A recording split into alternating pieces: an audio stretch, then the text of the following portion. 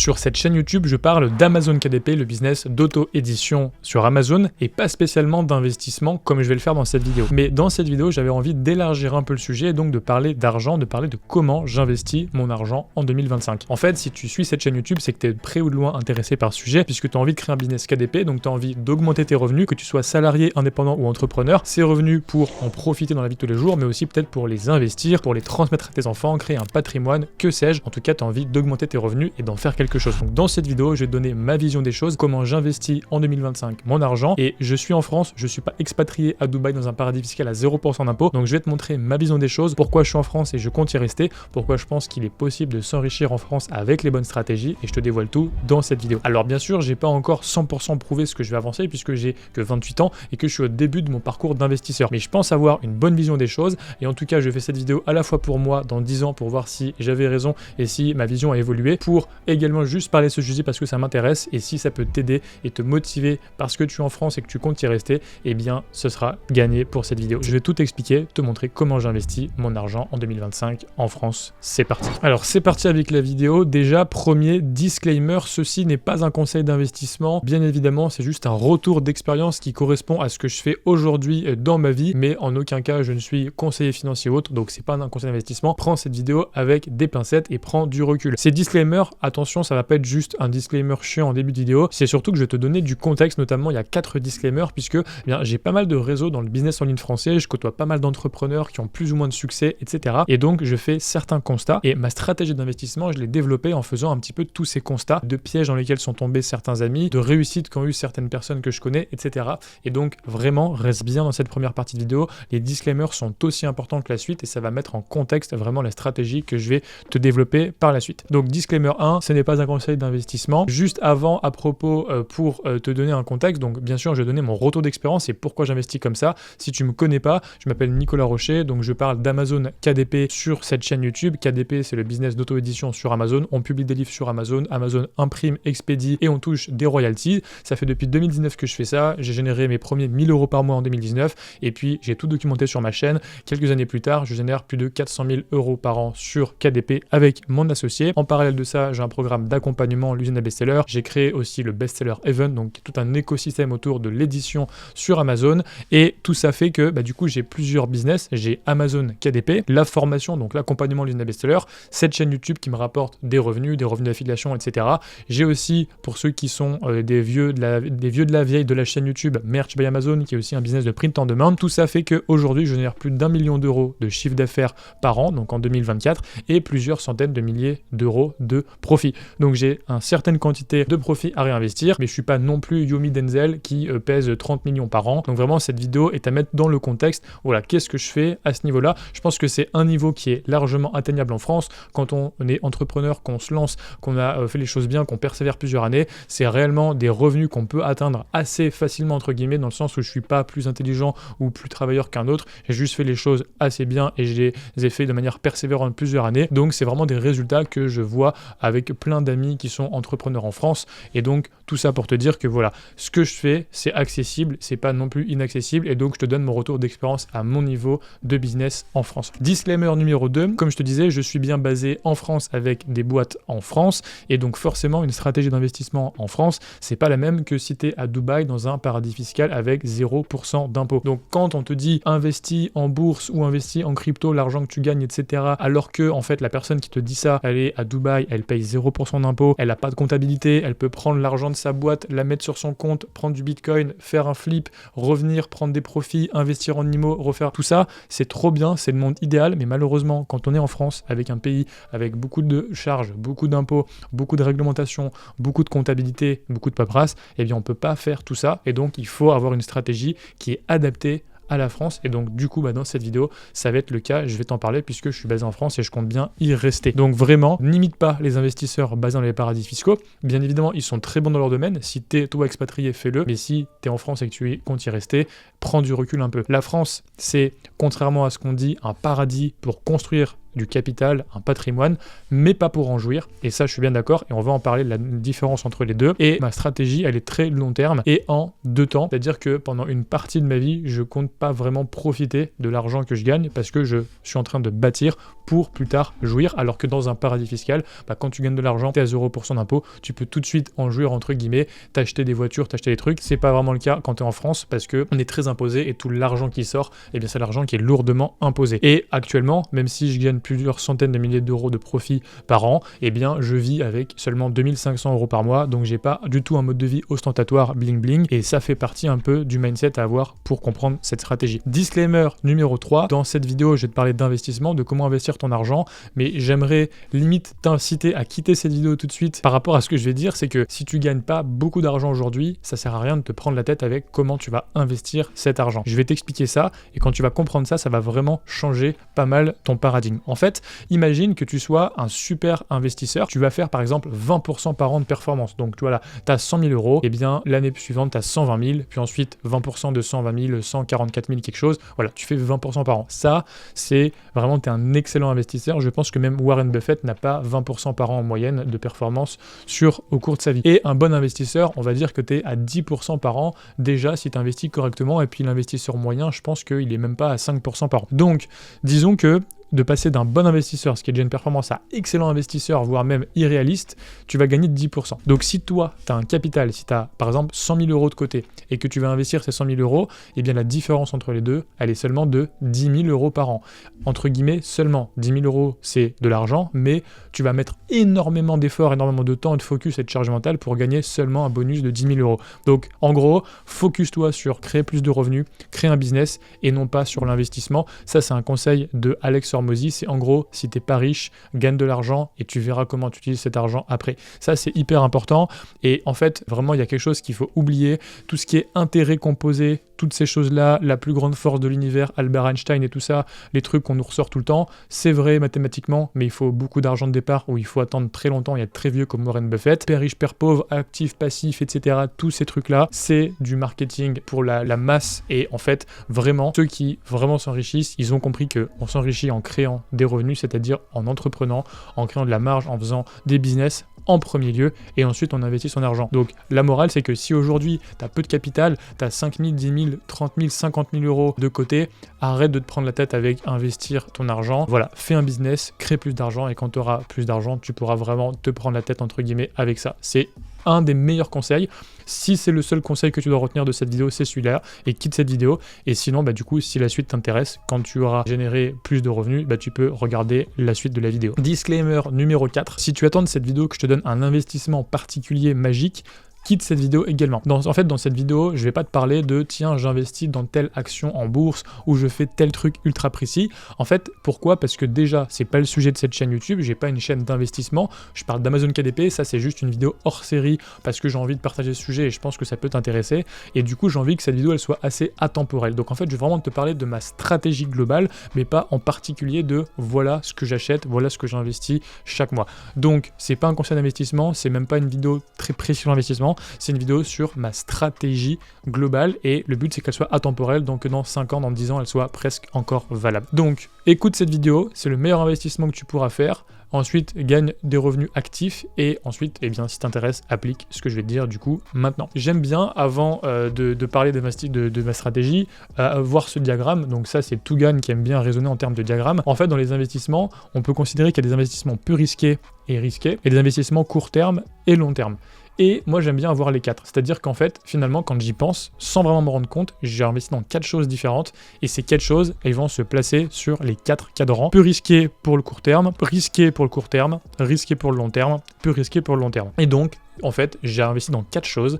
C'est les 4 choses que je vais te présenter maintenant. Donc, dans ce diagramme, voilà, j'ai 4 investissements que je vais te présenter dans la suite de cette vidéo, donc reste bien jusqu'au bout, et ces 4 investissements, ils vont se répartir sur ce diagramme. Premier investissement, c'est dans ma formation personnelle. Vraiment, j'investis beaucoup d'argent dans ma formation. J'ai investi dans un mastermind qui me coûte 2 000 euros par mois. J'ai cette année pris un accompagnement de 10 000 euros l'année dernière en marketing. Je fais pas mal de sessions de coaching avec certaines personnes dans certains sujets que je vais être pas capable de payer 300 euros de l'heure pour avoir un conseil. Et en 2025, par exemple, je vais prendre un mentorat sur un certain sujet qui va me coûter 50 000 euros. Donc vraiment, vraiment, aujourd'hui, j'investis beaucoup d'argent quand je vois quelqu'un qui a une compétence forte que j'ai envie d'acquérir, je vais le voir, je vois s'il a un programme d'accompagnement high ticket, donc je vais pas prendre une petite formation, je vais prendre vraiment le one-one, le programme d'accompagnement, voir le mentorat, voir le coaching one-one, et du coup, je vais apprendre de cette personne, je vais vraiment aspirer son cerveau et apprendre des choses.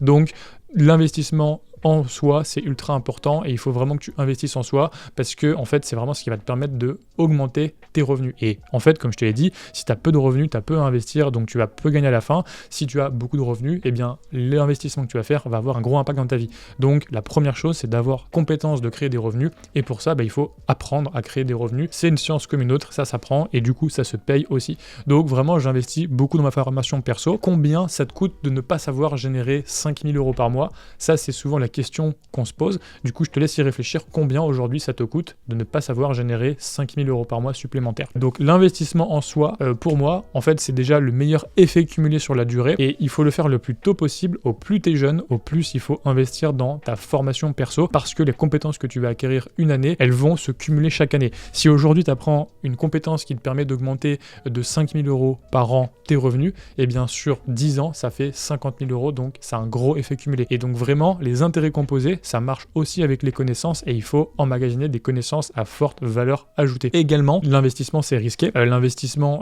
quand on investit en bourse, en crypto, en immobilier, etc., il y a des risques. Alors que l'investissement en soi, c'est beaucoup moins risqué parce que c'est des choses qu'on possède. C'est quelque chose que l'inflation ne va pas nous prendre, que les impôts ne vont pas nous prendre. C'est quelque chose qu'on a en nous, c'est le capital humain, c'est le plus important. Et quand j'investis dans une compétence, dans 10 ans, elle sera encore là. Et donc du coup, c'est vraiment quelque chose que je contrôle, que je possède et qui dépend pas des États, qui dépend de rien. Donc vraiment, c'est en mon contrôle. Troisième chose, eh bien, c'est le meilleur investissement anti-inflation, puisque l'inflation, eh bien, tu connais, c'est présent. L'inflation, ça rogne ton capital, ton pouvoir d'achat, mais si toi, tu as la compétence d'augmenter tes revenus, eh bien, finalement, l'inflation, tu t'en fiches un peu, puisque tu vas apprendre à créer des revenus. Du coup, comme il y a de l'inflation, les gens ont plus d'argent, entre guillemets, sur leur compte, même s'ils achètent moins, mais il y a de l'argent en circulation, et donc, du coup, toi, tu vas pouvoir avoir plus de possibilités de le capter, parce que tu vas avoir appris des compétences pour générer de l'argent, et donc, finalement, tu vas suivre l'inflation puisque tes compétences, elles vont juste te permettre de capter de l'argent, même s'il y a de l'inflation. En fait, je me suis un petit peu mal exprimé, mais tu as compris. Et également, c'est aussi un investissement en kiff puisque, eh bien, j'adore apprendre, j'adore développer des compétences et donc, du coup, en plus, j'adore ça et c'est pas du tout quelque chose qui est pénible, c'est vraiment quelque chose que je prends comme une passion. Et également, c'est un double effet puisque ça permet de réinvestir l'argent généré. C'est-à-dire que je vais utiliser de l'argent que j'ai investi dans des compétences. Cette compétence va me permettre de créer de l'argent et cet argent, eh bien, je vais le réinvestir dans d'autres choses. Donc en fait, c'est un double effet cumulé. Je gagne plus d'argent et cet argent, eh bien, il va aussi être investi, donc il va faire ses petits et donc c'est vraiment un énorme effet cumulé. Donc les compétences, c'est ultra important. Vraiment, à chaque fois que j'ai fait des bons en termes de revenus depuis que j'ai commencé en 2019 le business en ligne, ça a toujours été rencontrer une personne, apprendre une nouvelle compétence, suivre une formation et en fait, à chaque fois que tu montes en compétence, tout simplement, tes revenus augmentent. Donc c'est ultra important et aujourd'hui, j'hésite plus vraiment pour dépenser beaucoup d'argent dans ma formation perso. Et en plus, voilà, ça a toujours été pour moi le meilleur retour sur investissement depuis le début. Donc on revient à la question, combien ça te coûte actuellement de ne pas savoir générer 5 000 € par mois? Eh bien, ça coûte 60 000 € par an, par exemple. Donc si toi, aujourd'hui, tu hésites à faire un investissement qui te coûte par exemple 3 000 € et qui te permettrait de développer une certaine compétence, qui te permettrait de générer 5 000 € par mois, à ton avis, est-ce que c'est un bon investissement? Je te laisse y répondre de ton côté. Deuxième investissement de mon côté, donc après ma formation perso, c'est dans mes business tout simplement. Donc, ce qui t'a emmené ici ne t'emmènera pas ici. Il faut vraiment comprendre un truc, c'est que dans le business, vraiment, si ton business, tu mets les mêmes actions en place chaque année, eh bien, il aura les mêmes résultats. Et pour aller plus loin dans le business, il faut mettre des nouvelles actions en place et il faut investir dans des nouvelles choses dans ton business. Et vraiment, à chaque fois que mon business a grossi, c'est parce que j'ai investi dans une nouvelle partie et souvent, ça demande un petit peu d'investissement du coup financier. Typiquement, en 2023, j'ai fait ma meilleure année sur Amazon KDP, enfin avant 2024, mais du coup, à l'époque, eh bien, j'ai investi 100 000 € en publicité sur un Q4, donc une fin d'année octobre, novembre, décembre, parce qu'on avait avec mon associé des livres qui cartonnaient et du coup il fallait pousser en pub. Donc j'ai sorti du compte 100 000 € avant de les revoir 3 mois plus tard, donc c'était un gros moment de stress, vraiment, voilà, 100 000 € qui étaient sortis du compte et qui se sont transformés en 400 000 € après puisqu'on a fait un gros retour sur la publicité et on a eu un super Q4. Donc ça, c'est des prises de risque au quotidien qu'il faut faire dans ton business. Également, par exemple, l'année dernière, j'ai investi dans un graphiste qui a refait tout mon site web. On a investi sur KDP dans des influenceurs pour promouvoir nos livres sur Instagram, sur YouTube, également les logiciels. Le logiciel, par exemple, Helium 10, c'est un logiciel de mots-clés qui coûte 100 € par mois. C'est le genre d'investissement, je réfléchis pas. Aujourd'hui, pour le business de formation, j'ai un logiciel qui s'appelle Heroes qui permet de traquer toutes les personnes qui rentrent sur mes tunnels de vente. Et bien, c'est un logiciel qui coûte plusieurs centaines d'euros par mois. Donc tout ça, ça représente des milliers d'euros par mois de logiciels, de prestataires, de personnes dans mon équipe. Et c'est un investissement que je fais avec plaisir parce que c'est un investissement que je contrôle et qui me permettent d'avoir un business qui grossit. Donc vraiment, un business qui ne croit pas, il périclite. C'est obligatoire d'investir dans ton business et je vois trop de gens qui ont l'impression que leur business, voilà, il va rapporter de l'argent, il faut pomper sur son business et c'est un petit peu des radins dans leur business, c'est-à-dire qu'ils vont pas élever leur business comme un bébé et investir dedans. Vraiment, il faut que tu développes une logique d'investissement. Si aujourd'hui tu es salarié indépendant, que tu as l'impression que l'argent qui tombe sur le compte de ton business c'est ton argent, il faut vraiment sortir ça de ta tête. Non, ton business c'est un bébé qu'il faut alimenter et quand il sera grand, il va te nourrir. C'est vraiment ça. Ensuite, donc l'argent de ton business, c'est pas ton argent, donc vois ton business comme une entité à part entière qui te nourrira plus tard et ton business doit ressembler au business qui a les résultats que tu souhaites.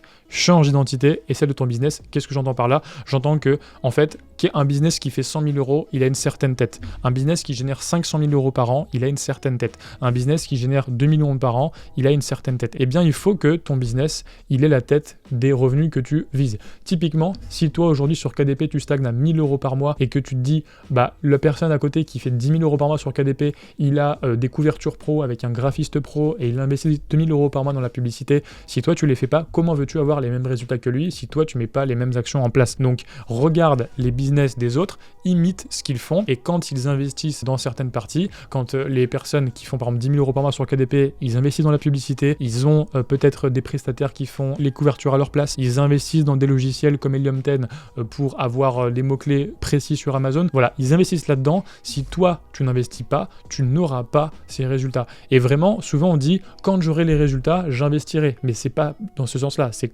quand tu investiras que tu auras les résultats dont le business en fait méritera. Donc vraiment c'est hyper important d'avoir ce mindset là et j'ai envie de finir ça par une petite note d'humour, c'est s'il te plaît ne sois pas un rat avec ton business ni avec toi-même, accepte de perdre pour gagner, t'es obligé d'investir dans ton business, t'es obligé de prendre des risques et il faut vraiment se sortir de cette mentalité de rat. Si t'as une mentalité de radin avec ton business, eh bien ton business sera radin avec toi et tu vas pas générer d'argent. Donc vraiment il faut avoir cette distance avec l'argent, ne pas avoir mal quand tu perds un peu d'argent, ne pas vraiment avoir d'attaché émotionnel à l'argent que tu investis parce que tu sais que l'argent ça vient, ça repart, mais en tout cas c'est important de nourrir ton business et d'investir là-dedans. Donc c'est pour moi le deuxième investissement, c'est dans mes business parce que c'est en mon contrôle, c'est ce qui me permet de générer des revenus et c'est un peu lié avec l'investissement numéro 1 avec dans les connaissances perso parce que tout ça fait que j'ai plus de revenus et donc plus de revenus pour investir dans les deux autres investissements qui arrivent où là c'est des vrais investissements qui sont pas liés à mes business et je t'en parle tout de suite. Le troisième investissement que je fais, et attention parce que le quatrième c'est le plus important, donc le troisième c'est un investissement que je fais mais qui est minoritaire, c'est j'investis tous les mois dans le Bitcoin. Tout simplement,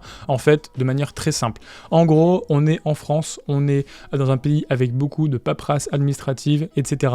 Quand tu as de l'argent dans les sociétés, si tu veux le sortir, il faut payer une flat tax, il faut payer des impôts. Si tu veux réinvestir l'argent de ton business dans le Bitcoin, etc., c'est compliqué. Donc, en fait, en gros, je sors une partie en dividende chaque année et j'investis tout ça dans le Bitcoin tout simplement à titre personnel. Donc comme ça, j'ai des cryptos en perso. Tout simplement, tous les mois, j'investis un petit peu. Donc le principe, c'est simple, c'est qu'il y a moins de Bitcoin que de millionnaires. Donc un jour, sur moi, le Bitcoin vaudra plus d'1 million de dollars comme c'est l'avis de pas mal de gens qui s'y intéressent. L'investissement dans le Bitcoin, c'est soit ça vaudra 0 dans 20 ans, soit ça fera x10 dans 20 ans. Et il n'y a pas d'entre-deux pour moi. C'est-à-dire que soit ça va, il va y avoir un énorme bug, soit il va y avoir une régulation, soit ça deviendra interdit, peu importe, et du coup ça vaudra 0, soit ça va devenir une énorme réserve, et donc du coup ça va devenir un peu comme de l'or 2.0, et ça vaudra x10. Donc j'ai pas envie d'avoir regret là-dessus, et en fait j'investis une petite quantité d'argent tous les mois, donc pas beaucoup, j'investis quelques centaines d'euros tous les mois, mais en tout cas je sais que j'investis vraiment un peu tous les mois dans le Bitcoin, et j'aurai pas de regret le jour où ça fait x10. Également, c'est ultra simple psychologiquement,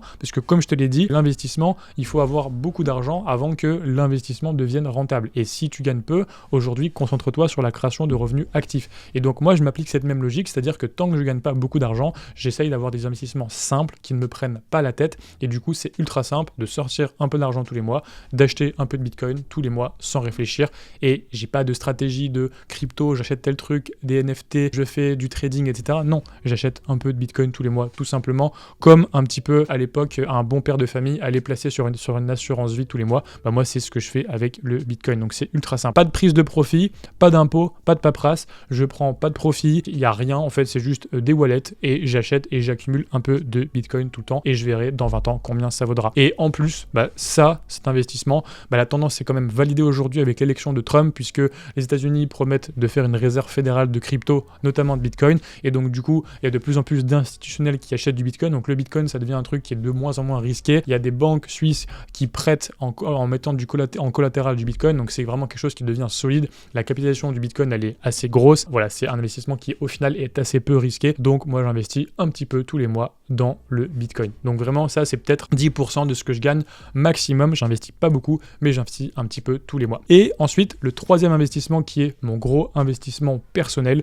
c'est en France, l'immobilier à effet de levier. Et là, je vais en parler assez longuement parce que c'est vraiment le truc le plus puissant. Selon moi, si tu es en France entrepreneur, que tu génères des revenus avec tes business et que tu n'investis pas dans l'immobilier, c'est pour moi une erreur parce que tu te coupes de le gros potentiel d'enrichissement en France. C'est pas forcément le cas si tu habites à l'étranger, si tu es dans un paradis fiscal comme on l'a dit, mais si tu es en France, il faut que tu fasses de l'immobilier selon moi. Donc, je vais t'en parler juste après. Alors, l'immobilier à l'effet de levier, qu'est-ce que c'est? Attention, c'est pas j'ai 100 000 euros, j'achète un appartement 100 000 euros et je le loue parce que ça a très peu d'intérêt. Tu vas investir 100 000 euros, tu vas générer peut-être 700 euros par mois de loyer, dessus tu vas avoir des impôts, des emmerdes, etc.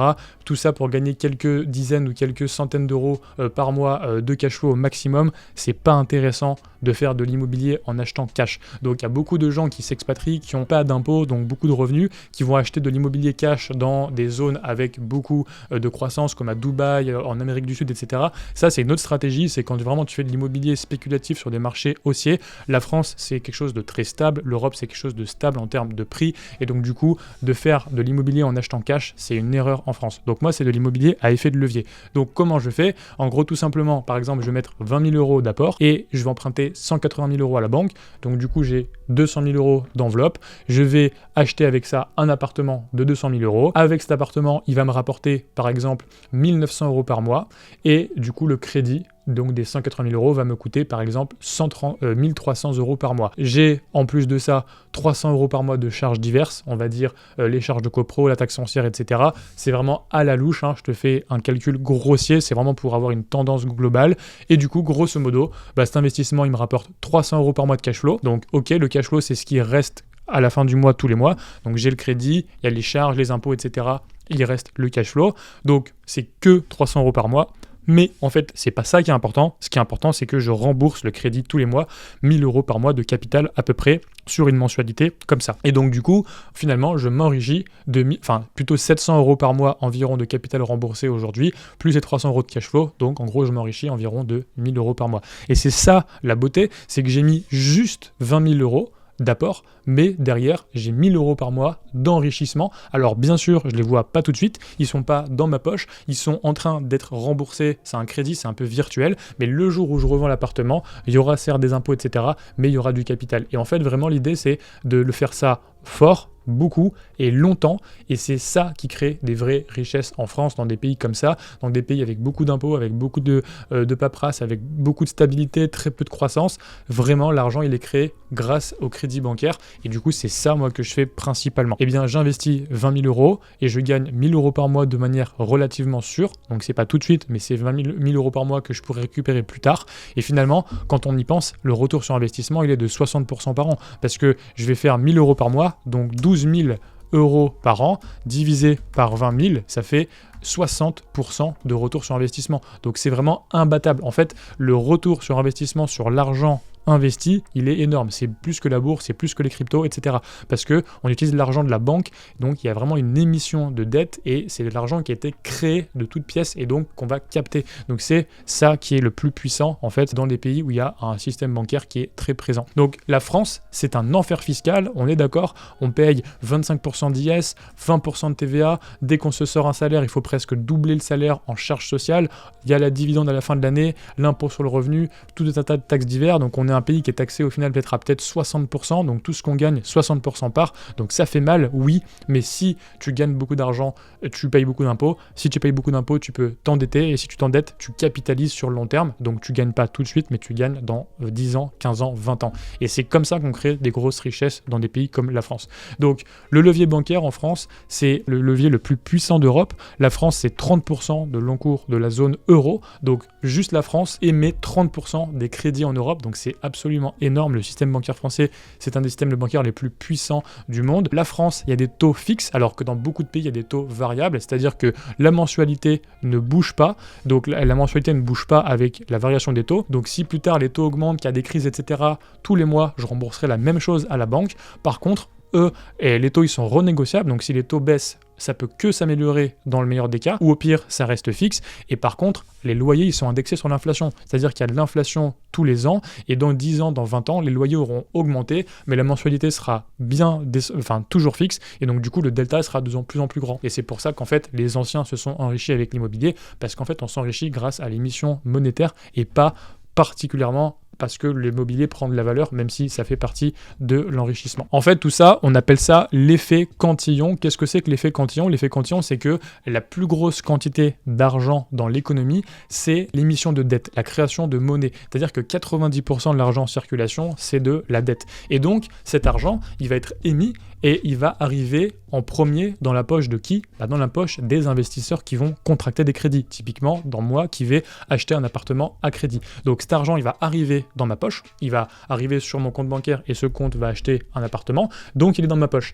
Et comme du coup, il y a de plus en plus d'émissions de monnaie, eh bien plus il y a de monnaie, plus la monnaie perd de la valeur, donc il y a de l'inflation. C'est pour ça que les gens ont du mal à finir les fins de mois, parce qu'il y a de plus en plus de monnaie qui est émise, et donc à la fin, les gens perdent en pouvoir d'achat, et les loyers augmentent, etc. Tout augmente, et qui en profite? Eh bien ceux qui ont investi, puisque c'est eux qui ont les actifs, donc les loyers augmentent, alors que moi, mes coûts n'ont pas augmenté. Et donc vraiment, en gros, l'effet Cantillon, c'est l'effet qui consiste à s'enrichir en captant l'argent à la source, et pas en attendant que l'argent ait ruisselé dans l'économie jusqu'à finir par avoir de l'inflation dans la poche du consommateur final. Donc c'est le truc le plus important à comprendre vraiment pour s'enrichir dans les pays comme ça. Et du coup, eh bien aujourd'hui, moi je suis en France, j'en profite, parce que ça serait tout simplement bête de pas en profiter. Et vraiment, les impôts, il faut pas le voir du tout comme quelque chose de négatif. Il faut arrêter d'avoir un biais fiscal, c'est-à-dire de toujours se focaliser sur combien les impôts nous prennent. Ok, les impôts nous prennent, mais en fait, les impôts, ça permet d'avoir un profil bancaire séduisant auprès des banques qui permet d'emprunter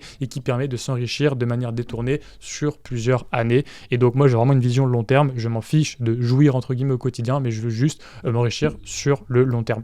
Et donc, vraiment, si tu n'es pas convaincu avec cette explication qui est un petit peu théorique, eh bien, on va faire un calcul. Je vais te comparer la France versus Dubaï, et tu vas voir qu'en fait, si tu appliques cette stratégie, tu t'enrichiras plus si tu restes en France que si tu pars à Dubaï, même si ça peut te paraître bizarre parce que c'est pas du tout la norme sur les réseaux sociaux. Donc imaginons typiquement que voilà, je gagne, admettons, 100 000 € par an de profit en France. Donc j'ai 100 000 € dans ma société qui arrive de profit une fois que j'ai tout payé. Voilà, mon business génère 100 000 € de profit. Donc à gauche, c'est la France, et à droite, ça va être tout simplement à Dubaï. Donc en plus, pour ça, je vais être pessimiste sur les chiffres ici, et je vais être optimiste sur Dubaï, comme ça, en plus, on ne me dira pas que j'ai triché. Donc, en France, il y a l'impôt sur les sociétés, donc 25%. Donc déjà, j'ai fait 100 000 € par an, eh bien, l'État prend 25 000 €. Ensuite, l'argent, je le laisse dans la société. Donc, je ne vais pas le prendre, je ne vais pas me prendre des salaires, je ne vais pas prendre de dividendes.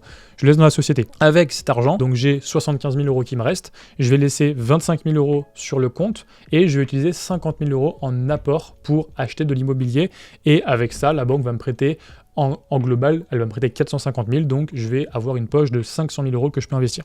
Donc je vais acheter 55 000 € d'immobilier avec 50 000 € d'apport, et le reste, donc les 25 000 € qui restent après avoir enlevé l'impôt, je vais les laisser sur le compte bancaire. Du coup, dans 10 ans, qu'est-ce qui se passe dans 10 ans? Donc il y a des loyers qui vont rentrer, etc. Ça va rembourser les crédits. Je parle même pas du cash flow, combien ça me rapporte de bénéfice tous les mois, juste ça rembourse les crédits. Donc qu'est-ce qui va se passer? Dans 10 ans, il y aura 5 millions d'immobilier que j'aurai acheté, parce que j'aurai acheté 500 000 € pendant 10 ans, donc 500 000 x 10, 5 millions, qui sera amorti à moitié, parce que je fais des crédits sur 20 ans, donc dans 10 ans, les crédits seront à peu près à moitié amorti. Donc il y aura 5 millions qui sera amorti et il y aura eu 25 000 euros par an qui aura été laissé sur les comptes bancaires. D'ailleurs, c'était 25 000 euros, c'est pas 500 000. Donc là, j'ai fait l'erreur, c'est 250 000, mais peu importe. Du coup, le patrimoine, il est de 5 millions net pour l'entreprise, donc pour les SCI avec lesquels j'investis, mais du coup, eh bien là où tu vas me dire oui, mais c'est pas à toi, c'est à la société, c'est de l'argent dans la société qui est bloqué, tout à fait. Ben, si demain je veux vendre,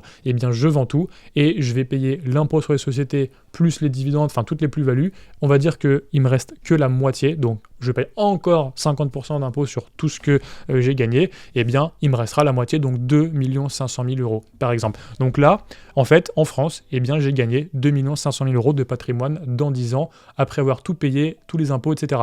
La plupart, il y a beaucoup d'argent qui est parti aux impôts, ça fait mal, mais c'est le jeu et je l'accepte. Donc ce calcul, il est grossier, on prend pas en compte la plus-value, on prend pas en compte le cash flow, on prend pas en compte plein de choses, mais c'est vraiment l'idée générale. Maintenant, on va à Dubaï. À Dubaï, du coup, super, 0% d'impôt. Donc il me reste les 100 000 euros chaque année dans la poche. Du coup, je vais faire quoi ? Bah, comme par exemple tous les influenceurs, je vais acheter 100 000 euros en bourse. Je vais acheter du S&P 500, donc la bourse américaine. Voilà, j'achète 100 000 euros toutes les années de bourse. Imaginons que ça fasse 10% par an, ce qui n'est pas forcément le cas. Des fois ça fait 7, des fois ça fait 8, des fois ça fait 12, mais on va dire 10% par an. Qu'est-ce qui va se passer ? Du coup, je vais utiliser un calculateur. Donc on va utiliser ce calculateur-là. Donc capital initial 100 000.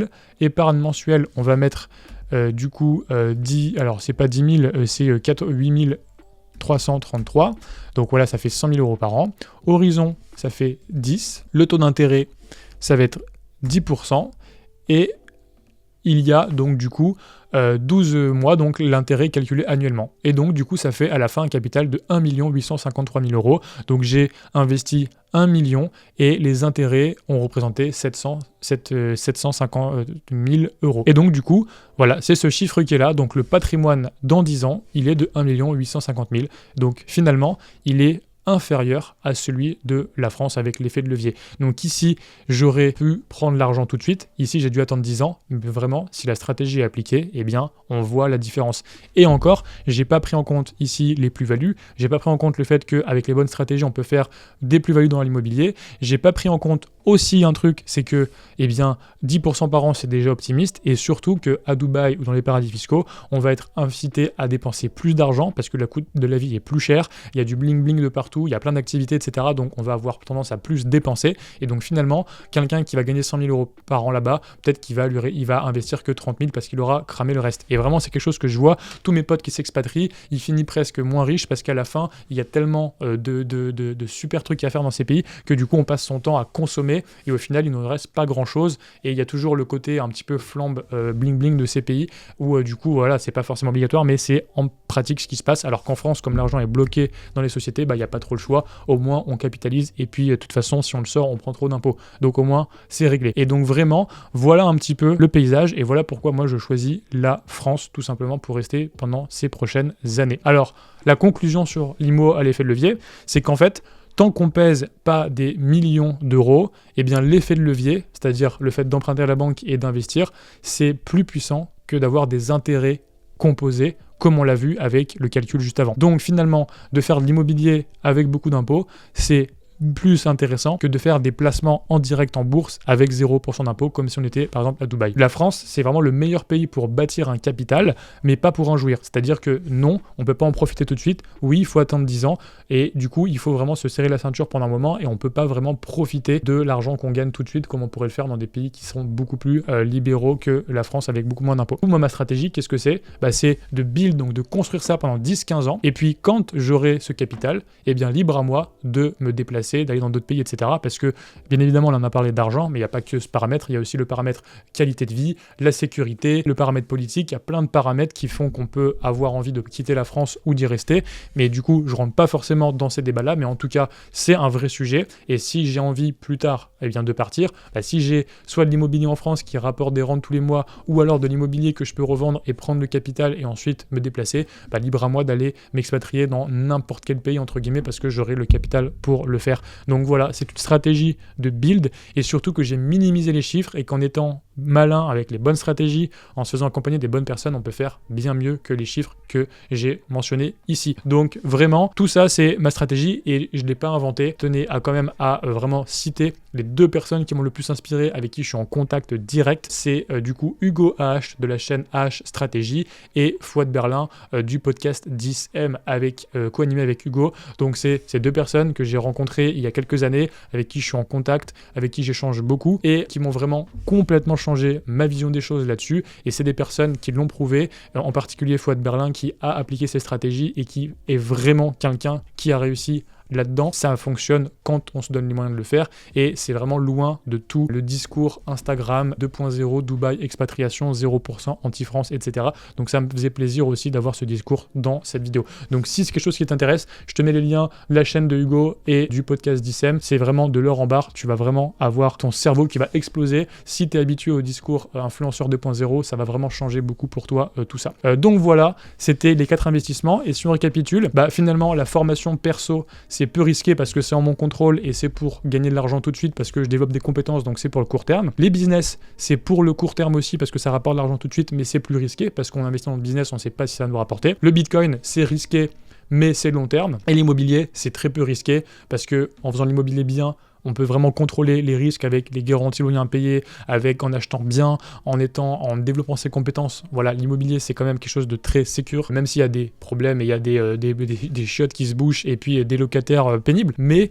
en tout cas, on peut gérer les problèmes et du coup, c'est plutôt long terme et peu risqué. Donc voilà mes 4 investissements et donc du coup, j'espère que cette vidéo t'aura apporté une nouvelle vision. Donc ça sort un petit peu de cette chaîne, mais c'est un sujet qui me passionne et j'avais envie d'en parler. Et donc, si toi, aujourd'hui, tu as envie de créer des revenus sur KDP dans un business en ligne ou autre, que tu sois salarié, indépendant ou entrepreneur ambitieux qui a envie de générer beaucoup d'argent, eh bien, j'espère que cette vidéo t'a aidé, t'a permis de prendre du recul et vraiment prendre du recul sur le discours que tiennent certaines personnes parce qu'elles gagnent l'argent, pas forcément de la manière dont elles disent qu'elles l'ont gagné. Et il faut vraiment prendre du recul sur les discours qui sont tenus, les discours un peu 2.0 parce qu'il y a un conformisme et pas mal de conneries là-dedans. Donc voilà, dis-moi ce que t'en penses dans les commentaires, je suis très intéressé. Je pense que cette vidéo elle va ouvrir le débat et si t'es pas d'accord avec moi, que t'as plein d'arguments, eh bien je suis preneur et je sais qu'il y a beaucoup de choses à critiquer, notamment beaucoup sur l'immobilier qui disent l'avenir de la France c'est quand même assez incertain, il y a beaucoup d'instabilité, que sera la France dans 10 ans, il y a le risque lié à avoir des encours bancaires, etc. Il y a plein de choses à critiquer, la stratégie est pas parfaite, mais en tout cas c'est celle que j'ai choisie. Et du coup, je suis hyper intéressé d'avoir un débat avec toi dans les commentaires de cette vidéo. J'espère que ça t'a plu. Si c'est le cas, eh bien, laisse-moi un commentaire, laisse-moi un like et abonne-toi. Et surtout, retiens que avant de peser des millions, le plus important, c'est d'apprendre à juste gagner plus d'argent. Et pour ça, tu as toutes les autres vidéos de la chaîne et tu peux te lancer sur le business Amazon KDP. Il y a tous les liens pour se lancer en description. Je te dis à la prochaine et pour une prochaine vidéo, ciao, ciao, bye.